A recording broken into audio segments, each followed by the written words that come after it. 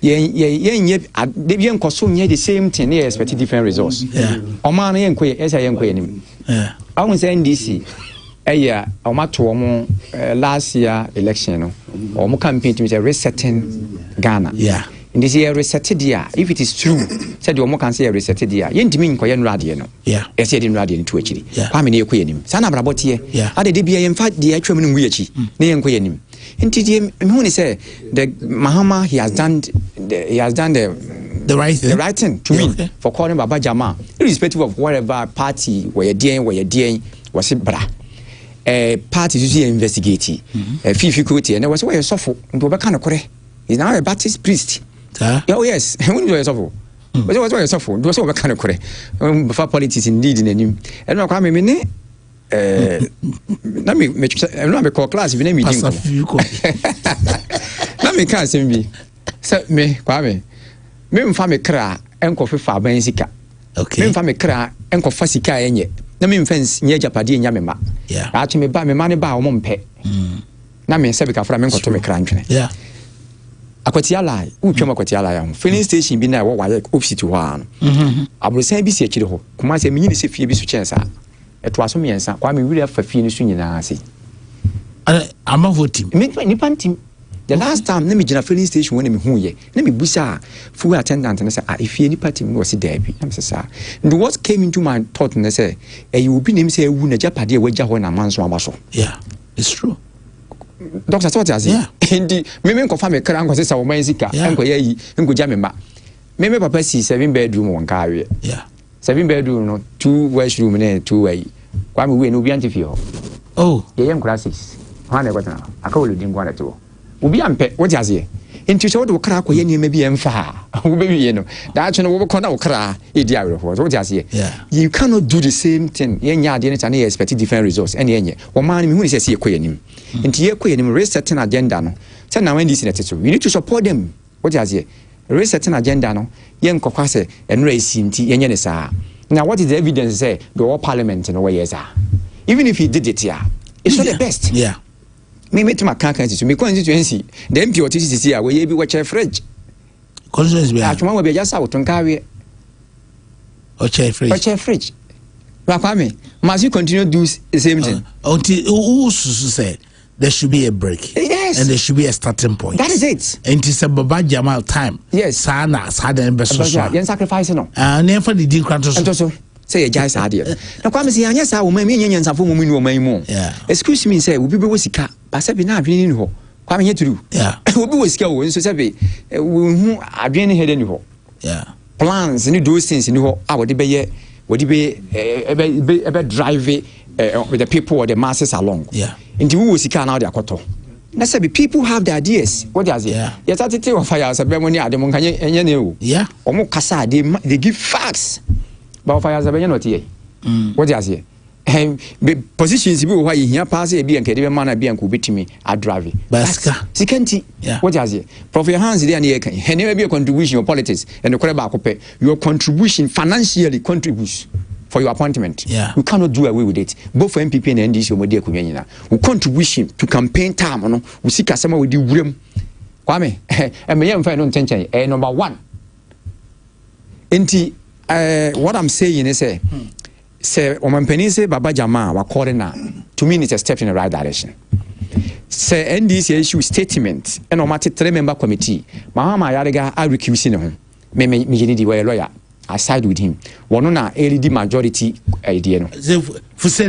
Yes. Yeah, you need to Fusini. Yes, indeed, he's right. So one know why kiss you be no intimate contract committee in the show. No one for any so I judge. Aha. So in law legally it's not right. And morally it's not even right. Into I recuse you. In which Alhaji Yunus Afuseni, all right? Yes, you all know him to be an astute lawyer, astute politician. Now what are they investigating? They are investigating as to whether what happened there was true. That's what my debate yesterday. What are they investigating?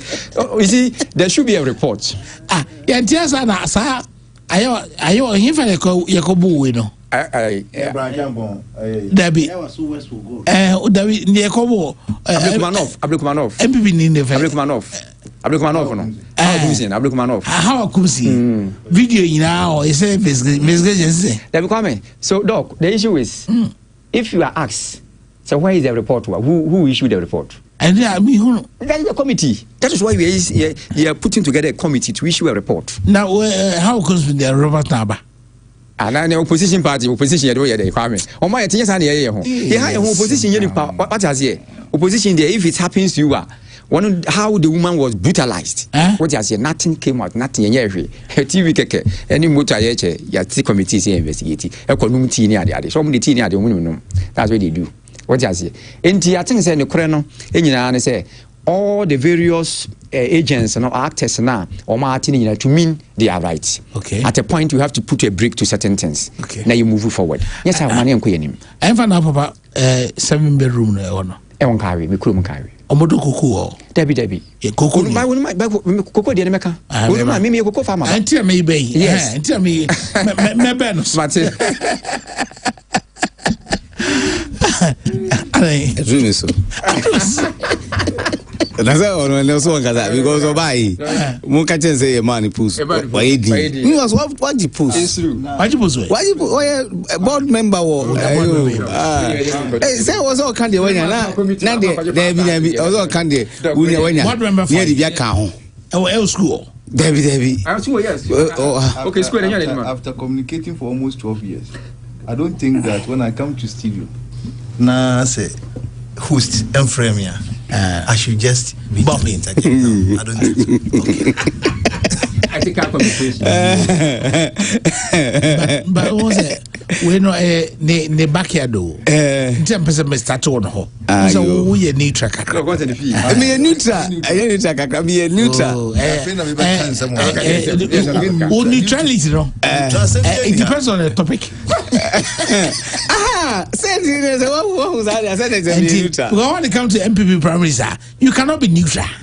Because let me work candidate. Nobody candidate in the actual. You have nobody actually. We shall have a candidate. You were a delegate. Me delegate. Delegate better say. Oh, me delegate. Me work candidate. Any doctor, I was saying to Jachi Association of Ghana. Anka.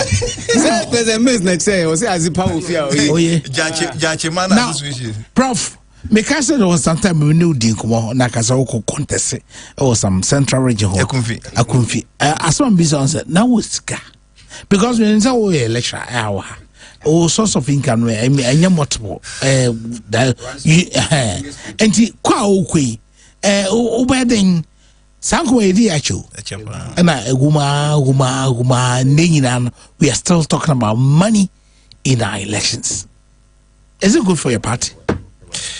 Kwame, before I shas you know, my main fa incha kesiane congratulations kesiama Professor Brenya work university. Okay. You know say in political science in Ghana there. O pe omonso o makwadare Professor Brenya kan. Nansi ya mencha there o no professor in political science. Okay. Ka it was in university na promotional rank no do professor there no wapem. Yeah. Go emeritus there chese wako pension 10 years why year emeritus so obi akra ekitapoma asante hwiche mu Professor Brenya anope maminchia na Kwame hunim say okpo Professor Brenya dia ade ba akokasi eta no ho ye utumfo educational fund. Okay, yeah, because he's the first administrator of the fund. Yeah. And then namswa na menhia adum tono swa woman scholarship. Yeah. Call I think US. Yeah. Koye the masters, then back to the PhD. No about political science department. In there, so who said K University, what you call public administration. Yeah. Boss pa an initiative ni bino. The Professor Brenya no pay Michel na. I did a new one. Oh, ka abibia ni enum kra dia nimpa we tumi your friend is saying Kwame, I don't know what to say. Bibi ni enum kra na. Yes, you know. Bibi baby na Tell me answer. your friends say embrana swa na so ati Michiano na ya shen cry say send your one ma 10 only no 18 patron or University. Okay, me a team patron for almost 12-13 years for payment, and I'm a catcher says those days I'm go Christian service. When you say no me free, me the student free Christian service call the Akoko meeting. Yeah. Bro, my brother. Me the student me fee and come here me fee. Christian service almost on my own year politics for her. Even though MPP for me to Faleama, which is the hostel of the university. See, I had to pick them in trotro, but sometimes two trotro. That's where we started active training in Christian service. Okay. And it did one and the Christian service were my coins in the politics between our campus were, and they were test corner in our opinion the Amutumba. And see, me hunko for my chain mama university NDC as some no I we know more campus. Someone say at Amstead, when it comes to tin and Tescon, tin is raining in Amstead, and we will continue to rain. Great for Bawi. Oh, me say, NDC by the way in fact, a Jumano cost giddy and next graduation. Oh, NDC, and in fact, I am proposing that hall should be named after JEMLs. Okay, yeah. Oh, yeah. Professor, in fact, we should call it Professor Evans Atamels Auditorium. Yeah. If the university doesn't do that, they have not been fair to them. That one day I agree with you. Master, so the good news is that the hall is progressing. Okay. Very. That's one, I'm the VC say number 90 something. Oh, she said, yeah, conditions in your next graduation, I am very certain, say our next graduation in November. Alhamdulillah. Okay, we are going to get it done. Now, Dino, the next graduation, in fact, the name is University of Skills Training and Entrepreneurial Development. In fact, you see, Amstead, we have been very calm, and we also, in fact, when you talk about UTAS, what the day I'm bored in Anam Kuchutu on board Kuchuguyo. But Amstead, we think that the due process must be followed. And the name is University of Skills Training and Entrepreneurial Development. But let me tell you something. Do you know how this thing came about? In 2020 election, His Excellency John Dramani Mahama came to Amstead. Oba Amstead, no. Osha, when he was about to talk, no, Obisa Nanakwesi, Assembly, Nanakwesi trained me by, say, patron. Ona wahanti be church muchira mampeni. No bisa say no. What happened to the change of the name of the university? Now my man a bit of history. The change. Yes, the change. You know that we were College of Education, Gweniba and all those things. So when we were getting the autonomy, yeah. And so he said it there that when he wins, these names and all other names will be changed to reflect the national destiny. And I think I was very happy when the change came. Not the problem then.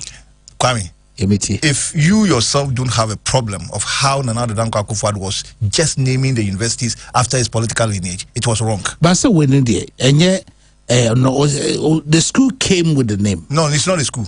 I was very active in this autonomy. Autonomy, no. Not a dimbe. A College of Technology Education under the University of Education Winneba. And today, College of Technology Education, Kumasi. And Mamponya College of Agriculture Education. Okay, and Timotimono. In fact, the name we proposed from the university fraternity was University of Skills Training and Entrepreneurial Development. Okay. It was Napo that went and gave us a Kenjapemika. Napo just a Muntaka. Oh, man. Oh, Kame, man. Muntaka confirms Ampa. Kame. Yet we upe bibiaye. Now the share Yasabana. Yasababa Kama. Man. Okay. With all due respect. Napo was the one. And in fact, we were not even consulted. The university was not. When we were doing this name thing, the university was disregarded in making a decision. And you know, at a point, because of the Winnebans and 17, all we wanted was to get out of Winneba. Okay. And I was happy, not because I liked the name. I was happy because it was going to liberate some of us. Because in the Winnebans and some, when they were sacking, I was one of the people to be sacked from Kumasi. Okay. So I felt that when we go off, I am better off. Whether it is even Nana Danko Akufo-Addo University of Skills Center, whether I don't care. That's it. You care. Oh, I care. Okay. I care because I care because Kwame na who baby na who are there in Kwame na so now it's now is it Usted? Yes. University of Skills Training USED. Yes. USTED. Yes. USTED. Yes. And you see, Kwame, before this name change came, I had a meeting with somebody on a committee. Some people were behind the scene, even trying to thwart it. Then I quickly conducted a survey. In fact, in one day, I had 150 respondents, or 10 members. No, not 10 members. I put it on the general student platform. Okay. But even Kwame, let me tell you the truth. If you had gone to the general student body, I gave it to SRC. Is SRC? They are on the SRC platform. Okay. I put it on the SRC. No. The university to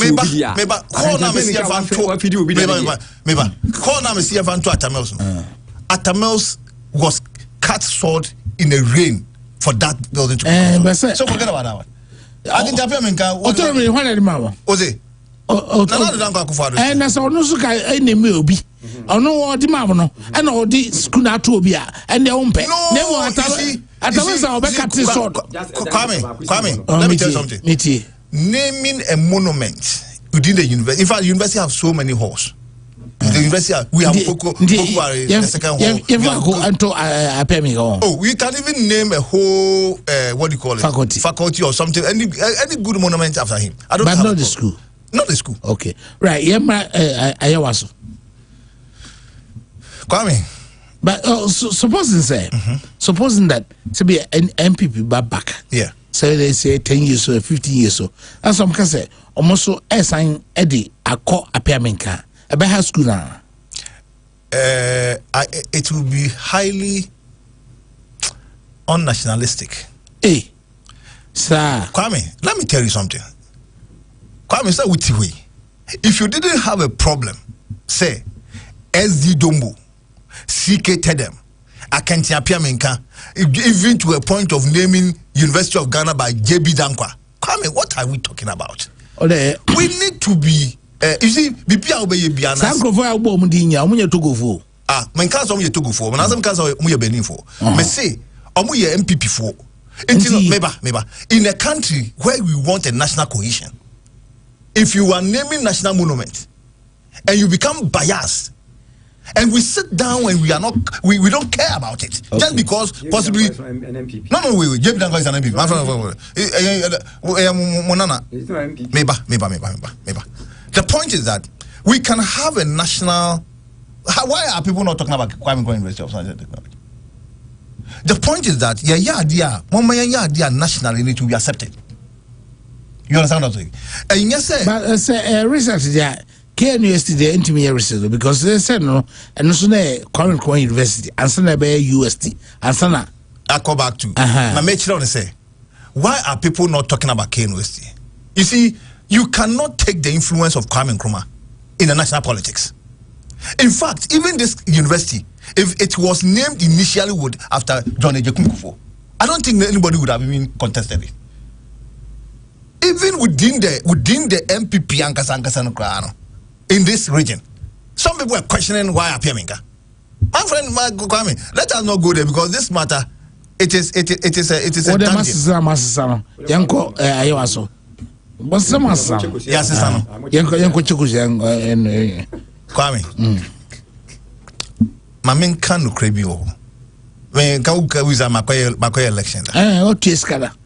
Manchebi, like Michiano, and look around the year, and your ma a satisfying me and Casa, Misu. There was a time you crowd bring me about 2,000 books, me books some Obama campus. Well, about 2,000. I was paying you say, yeah. You see, that's a week outrageous. Now come one be that. And to make a first say, ladies, Mamma can read. Me check books now wa be boamia asambone kwame asambone ode yen kwa yo so me say what me check books akoma me nkura asefo how anymore how anymore esa Dr. Kuma kasa o Kuma we you talk president kasa o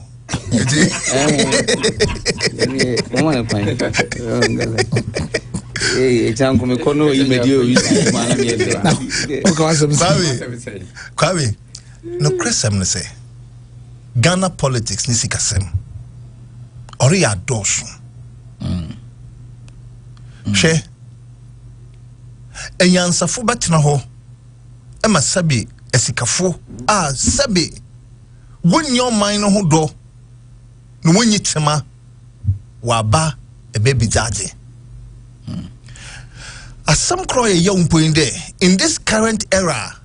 One, drugs and all manner of things that produces money. Trading those stuff. My brother, o mine we engine ni ye. And she said, "Bibi dama ba, emi ya hansa mitina ye. Men kada sabi o ye me party funti men kawasam. Na sabi anya MP NDC funko sempo so. Look, the master no si wo ho no. Me make a child that me jituma. The decision now, our friend then NDC majority caucus taken no. I support it. One thing may feel there or you're so harsh, but in a sense, no, because the people now what to happen, we influence one another with some gift in tea. Oh no, my a bit cautious there. Why? Because in case why you be a children, and because you was sanma was uncle about to be more monitor one. But Yamana waji chena ama wetu modaye them wouldn't them victory na there the may you know or down wo until was sanction winner was sanction one. Okay. Look, do you believe say almost uncle tower na fufro? Kwame, I believe. Necessary what went wrong? Electoral commission for one the kobo say omon traba na omoko police faba supervisor into kobiensi ewi afie go ya kenkai say ya yi di pakro woni to kobiensi mo say ntweze ye ntwem based on den Kwame ye ntire discuss ya batu and you know my course when you discuss it. That mean I said in terms of the voting process the fact that there's nothing happened another voting process there voting here free and fair. We are talking about free, fair and transparent. And then no, but the point is that here my kind is journalist. Yeah. And see there was some maybe a watch here it was likely to induce the people to vote. Point is say Nippon there were how many contestants? 5. Obia claim say utie bibi. Ntiano dey say etie na ntiano. Wa won more den and wa won some embre. Seka e buy na ka o. Because ye che ne man ntine ma pinche buy. Police station we ntokwasi ho epiya abano we kwatitiwo and who say and know they affect the electoral process but say electoral process be anywhere affect no obi ato aba wie efiegu ho ye kan obi agina ho obi raise any single doubt say and then it wasn't free, fair and transparent. What we are talking about now is inducement now ye kan waseme and also obi apiae they say because who chaba no who based on them Kwame medie mama pede me kire onye there bibero olisi another is de bia na nkire there oya another onye nti yankoda anyenye Kwame yen nyina yetie then feel there we have am kasam mo call election who lose here mo Lucy na Kwame yimi bi enko fun wase doctor oyimianso na so leko tokum hwe cash no siganyi ho manganjiro Kami but no chere akanti na minyi skenti mamunko because me kata see there emamje enti adini nyina yin there hwe mumma as a country no look yen hwe bibie because them sika some no politics no what hwe MPP fu abi where is spending 100 million Ghana cedis, 150 million Ghana. Kwame, do you know how much that money can do in this country? Hey! So you saw expressway. MPP from Prime Minister away. The three people. What was Kabuma? Go to my expressway from Kumasi to Accra. That is right to just go in. Hey. Kwame,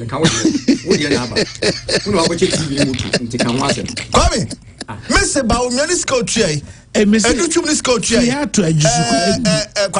Kwame, Mepocho. Kwame, your investigation be our home. What in our TV ni moto man can de. Munya ba chida nkwa. We ta president or kasi.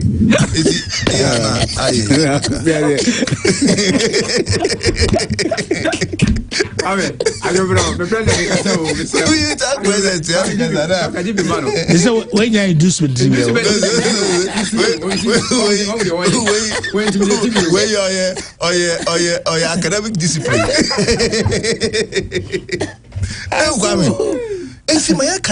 Look, monocracy in politics is getting worse by day. As for me, the way I did, but I'm Yaman Buffalo. And NDC want to set the way straight. And you remember something? Bibi Obainanka, 1 hour war, I was what Twabu NDC mean and what I won't go to. Kwame, and you're sure don't keep it too. East one. As it? Yes. Sir, if I don't can these 4 members are owing about 20,000. And you're registered also okay. Yeah, you Obialuka got 2 new a year. Look, you think some Korean sky I had a madia. But funny enough. Funny enough. On the MP for the Cassa, Saska somewhere or election munzi. A more buy a more delegate system. No. And this year, I'm a promise, I won't buy them. But I talked to one of them, and then someone say, I won't buy them, affect you. And I was a kiss grad. I was. I didn't. Now, you know, there's a way to tell because it's yes, probably no. Doctor Mpacho, correction, Kakadi, say the expansion, and you need the 2 presidential. That is where you were kicking against it. Old album, none of the 2 expansion is going to around 600,000. I think the better national constituency executives. Okay, again. Enti Kwame, Mama Kasa me chode.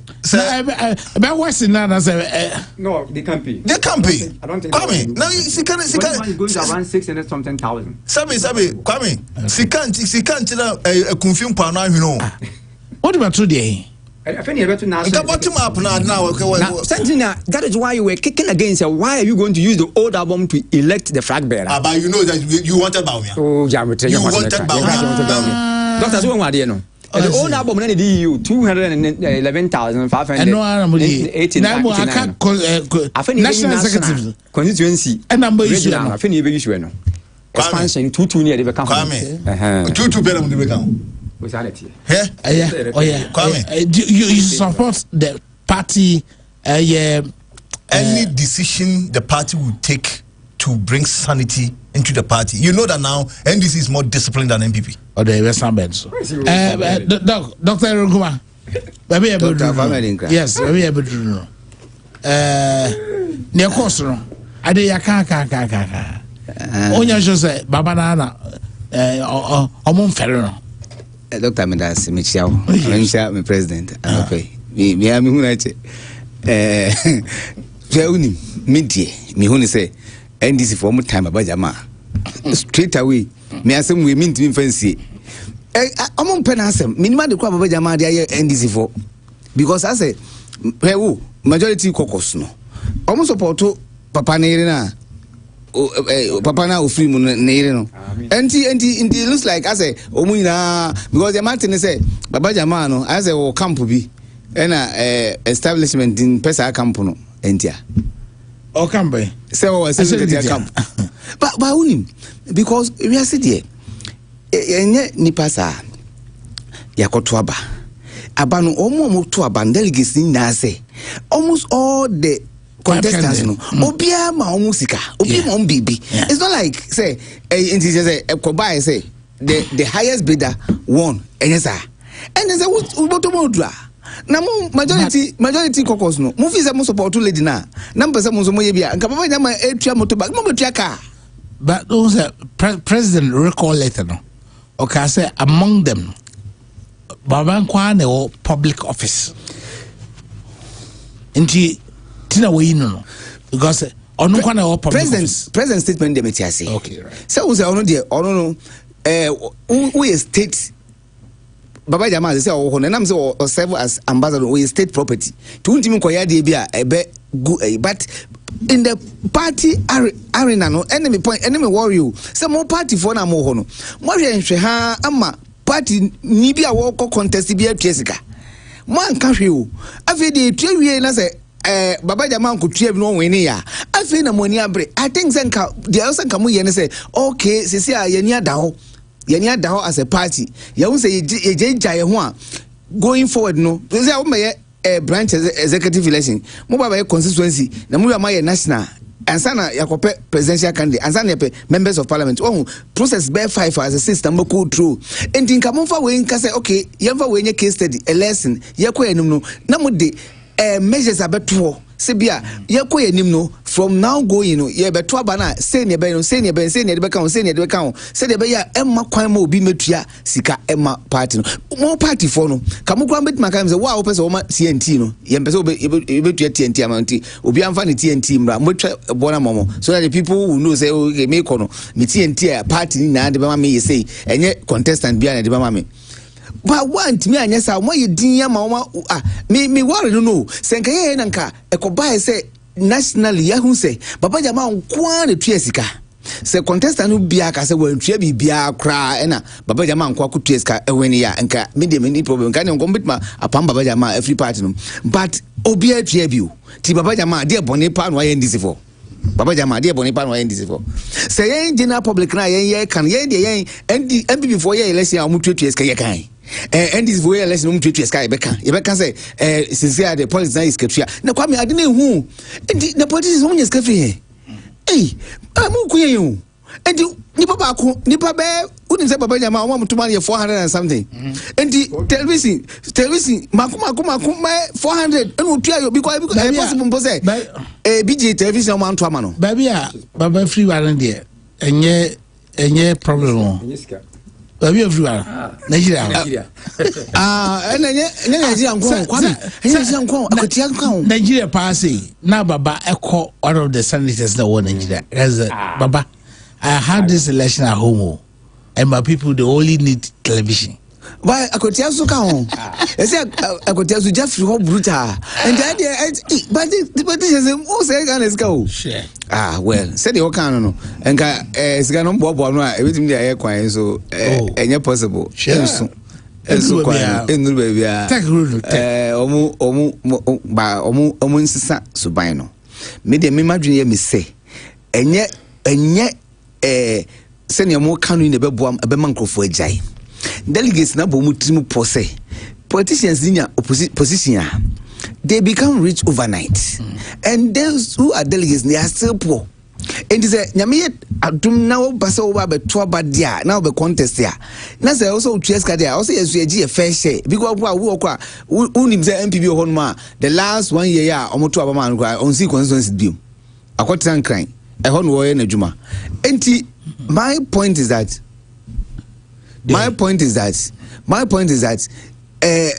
parties no on say nano Professor Frimpong Boatin Dr. Nyahom Tamakru one other person Dr. Nyama the assembly ko Supreme Court me say me pay boan say Supreme Court be rule say ampa esa mu discriminate against others say na your party na me a party member me a card bearer member na e ko toaba is wo kwa na wo police station ti wo kwan so toaba and this how they say wo party but only functional member of the party say party na juma wo ye party na juma no bi obi a delegate biara party na ma no enema is so you a back campaigns are a catches a coffee a duty to spread a good message of the party. And that is why Kwame Yamosa Obia why taking this what the party card no or reduce.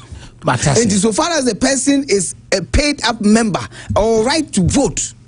Na Ghana any party be a card no. Any free class say or right to vote. Now Obia one could drum party or no say me party we and I pay and my jail card every month be a say 9 before your announcement for omo card say bronze you wine utia 5 cities utia 2 cities utia 10 cities every month na say obi akọ take this is me there every month be me 10 cities me 5 cities na to about say the only 5 cities on the on to be but obi police station you know a campaign kwan big police station for big campaign a word of some people from voting for the party Kwame but delegate conference throughout the world though no creba ye de na hu Kwame ye de na hu na ade aman case men kan just say ade no say inducement doctor yeah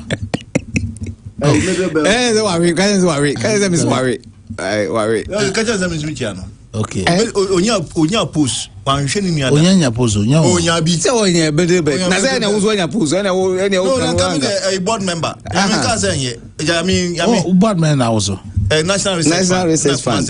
National Research Fund. And Kumasi Technical Investment member. Well, meaning and I say you tag rep Amstead. Yeah. Okay, who say I didn't hear can quite because when you post na many people. When you post na many people, na say when you post no. Say I me reference be mano because I was say posting the when be. Asana first tell me. Masa.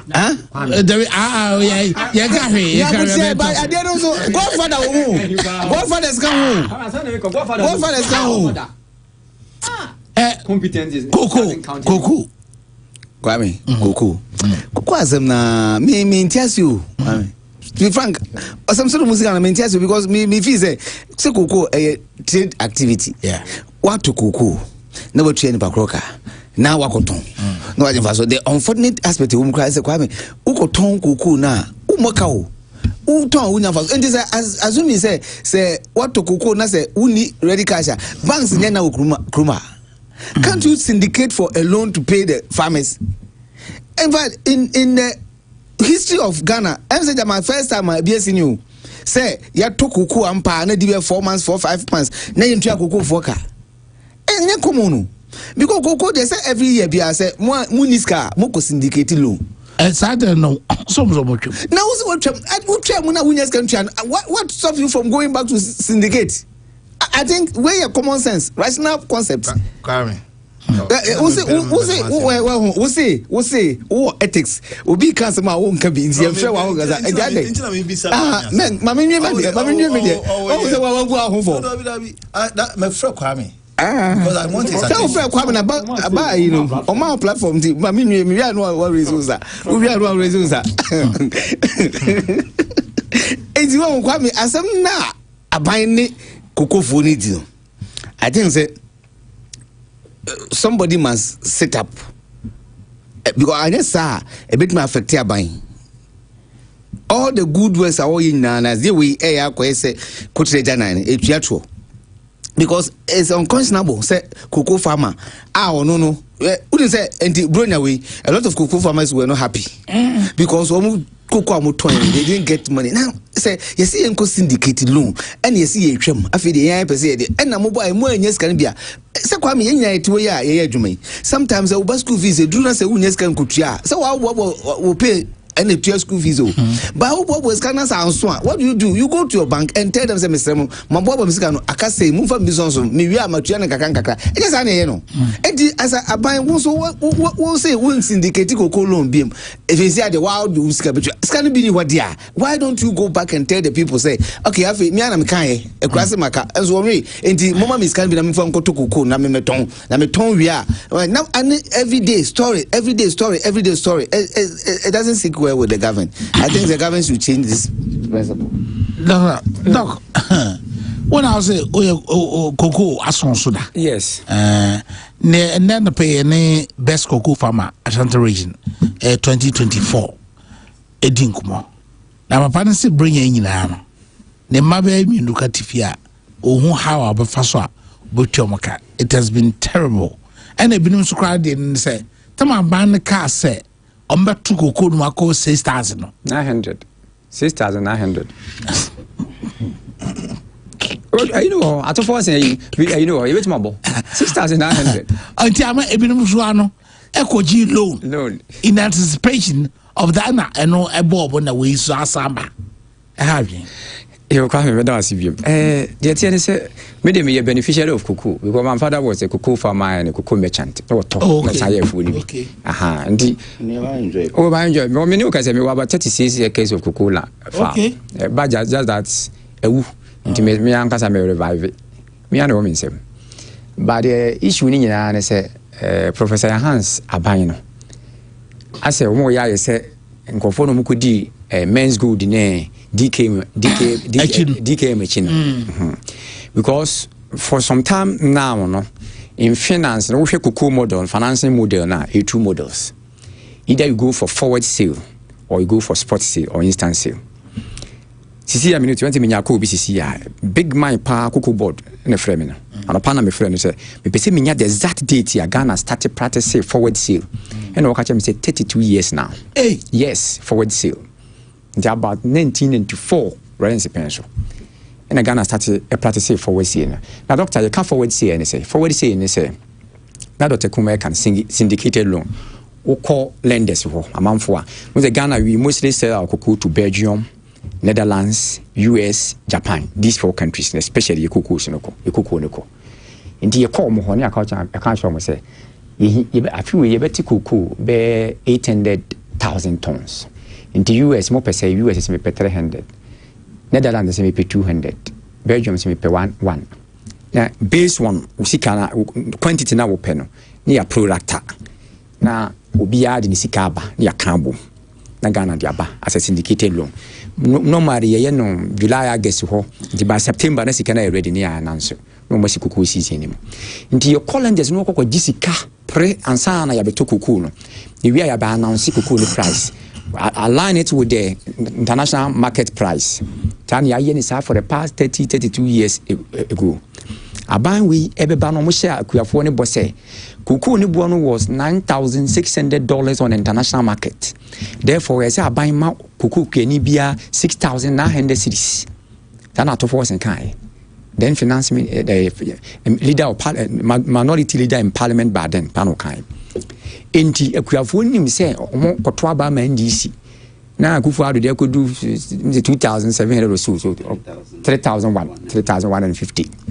Enti omo beji 6,900. Hey, who dey akuafo atide no kotwa ba ma NDC. Of NDC buy dog, NDC buy no say there be here nko for we say ni bi.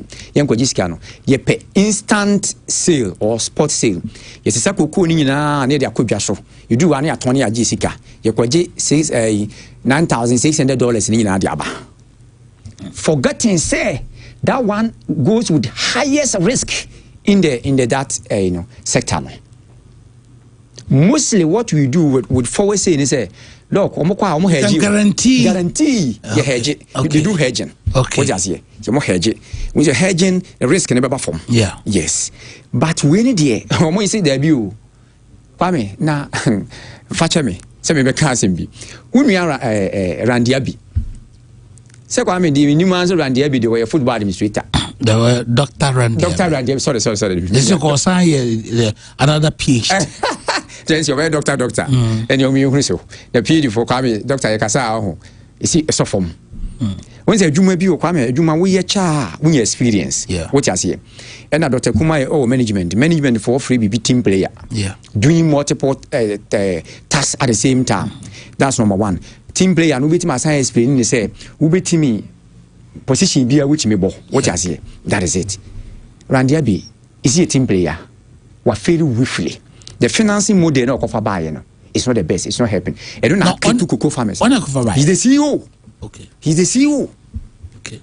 He's the CEO in Ghana. You know the or more for sports. Yes. Now that is what we are practicing now. Sports say no more pen. No cocoa ni board. No, they are 3,600. That's a stance now. Now if you multiply 3,600 by 16 bags here, which is a ton of cocoa now, is giving you 5,760 or so. Okay. What you say? But killing the cocoa bonnie $4,100 on international market. What the $5 is here 40,000 plus. There's a government is running at loss. Okay. This is who and I will call forward say now that which has been the issue now. Okay. The practice now, sorry, which has been the practice or continuous practice since 1994. Running pension at the buy on Peniku for beto aso 8 years. Atames beto aso 4 years. Mahama beto aso 4 years. Nana Akufo-Addo beto aso 8 years. Yeah, yes, I did now continuously. For once Dr. Kumaka, Yentibi will mem had that Sekuku for 4 continue October, November, December, January. Doctor, we are in February now. Yes, you can take Kuku for worker. Where university hall. And now there's a class be there. There's a student be a taking notice of him. We will say and say, we will say a class and I say, this person will away. No more so my name say a day. Your point I'm cast a class rep and from a friend will be also open yes. I can't if you just I'm telling you, what's what an unfair come and I'm say, I don't know you must want an answer quick kusikama. But I'm telling you. We are bully this is your class. What is it? I'm telling you the reality grounds. What is happening on the grounds? What is here? In fact, NDC the incompetence need too much. At the end of Makofano, not. Omun PDB MFNC and MFNC for Neka. Ghana, Kwame, dog. You cannot underestimate or denigrate the contribution of the cocoa subsector to the Ghanaian economy. The cocoa subsector now hold the Ghana economy for some time now. Now where am I you? Yeah. Now where am I you? Cocoa ni kura Ghana. We have contributions in this year. The three receipts Ghana where your current accounts the 3 receipts the cocoa, gold, oil contribute to 83.4% of exports. Cocoa, gold and oil. Oba any accounting and finance now. Those oil and gold you find wasting assets. Wasting asset. Kwame with time on a vanish you esa. Now they Ghana is a quantity in the Ati the production quantity is what now as at 2019 now you were doing $3.05 billion annually. Now at this year's budget we are doing $1.96 billion for oil. That's what a whipping of about 47%. What you say? By your cocoa, it is expected to cocoa no have vampy. It's an increase. What you say? In the identity sector with Diagro. And you create a large number of our people. Prof, I know you. Yeah. No, comes or new. Kwame. No, I mean, you come back. Asam 2-in-1. Mama and Kamasa. Everyone's a social commentator. Social commentator, Yena Shasi, social commentator. Social commentator. Social commentator. Cocoa follows after the politics. Kobia, Johnny Coco, Munchanica was a social commentator. Prof, now, everyone, dear me, in Casa. I take cool.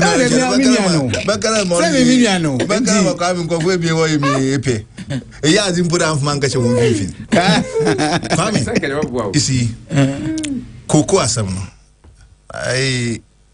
Okay, I'm a papa when you could answer my friend Yanadi CMB scholarship. Okay. And G Kukuno, Yonon Kutina Kuku Akada. Okay. Emamjia. Na Kukun Kitten San, you do your crano. Yes, you do vida. Okay.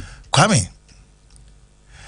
And when they say, and what would you win him? Wobble brapa. Wankasana idiot chino. Wabra bono. Oya. No home okufum like. In here, who Jimmy Bree in a day. Oya me yaw de. Munya watch danka. Nkolka siyo. Nkojuro ka abrabo pa na da abrabo bona. Ona wodi enyim wo cocoa sector no boy. Bisanede. E kawa hen syndicated loan ahen. Na bua hin edu ne time. Okoji ya wentu ya ka wentu wan supply cocoa a.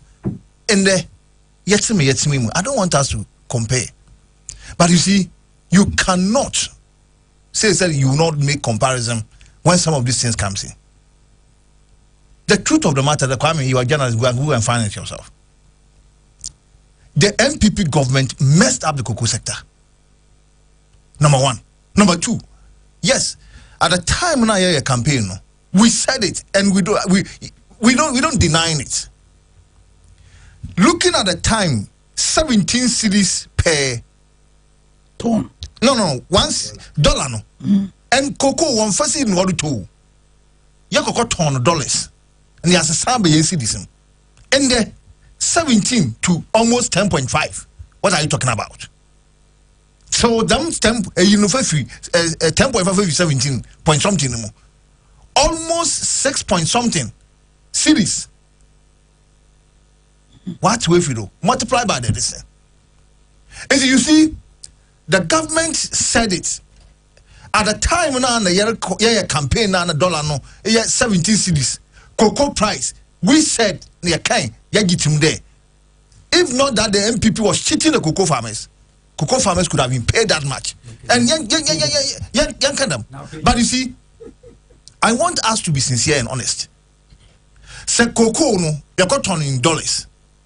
And let's say yes, you know, that is one of the disadvantage of having an appreciated currency, CD currency. No, so CD is so appreciated.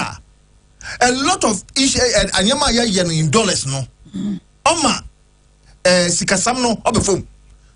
Because those days, I got on $1, 17 Ghana cedis. $100 are 1,700. Coming, Prof. Me too. Now. Prof, says Udim. Me too. Baby Edri. Abambutia, Dabe. The government said he's going to pay. Dabe. But you see, the government need money to pay. And now your friend Abani Niska, Nasa or Pisca, he has his own way of raising money, and we all know. Through bonds, through whatever, and you can afford. But do you share the plight of the farmers? Why not? Okay. Kwame, and you okay. And I hope I say I can be also. You see, on your contract. Okay. And cocoa farmers saying yeah. Emma Michana, on your contract. Now contract ne hunenya no. Ojena yemma ye hunde. Cocoa farmers no hunde. Cocoa no or your dollars near the to. Unfortunately, dollar na. The member na MPP for na dollar no is gonna see no say no. In a Sydney no so there's a what do you call it? An exchange rate to correspond with it. Now ya catch on the look. Ya ntim nkara the baby ya to cocoa no ekwekodu no. Ya no. Even in you talk president ya ko negotiation. Na me kaka ncham da aban ya ide ntino ya negotiation ya ko no friend yesika sam no konto aban toro. No way. Hey, see number 1 cedi to $1 per yempe no yabagia na yabagia bi aka ho ema mchena enti cocoa farmer dey masa ima brand cocoa for bra na the cross of bra there was no way aban way be the cocoa farmers nwambo ma me ka kire won yen dey hwe sanya na ote wombra MPP for no ye the man ote number 1 sika na wa yejen. It is a say crown or say yakade, Sikana, Coco na yatono, yata, Emma. Yatonimuno, Sika yano, yading in our crama hona. I shall crana, abano yakiwodo. But a binding dinaka, one on price, there's no price, no, but yamon. Name to me. Ma, Sabi, Waji down quite kade, oh, no class, the student be na the master. It's unnecessary sentiments you are greeting. To be honest with you, you see. Na ayamba. Oh, Maza, I can't back other scene on. Oh, but today we talk to a we are saying, say, cocoa farmers, Yibuchonko. The way forward, need they going to get that $1.5 billion to pay the farmers. Oh, where we going? Oh. In fact, $1.5 million. Billion. Yes. If we look at how much went to national service scandals. Remember, Radio Pure 95.7. Now, Professor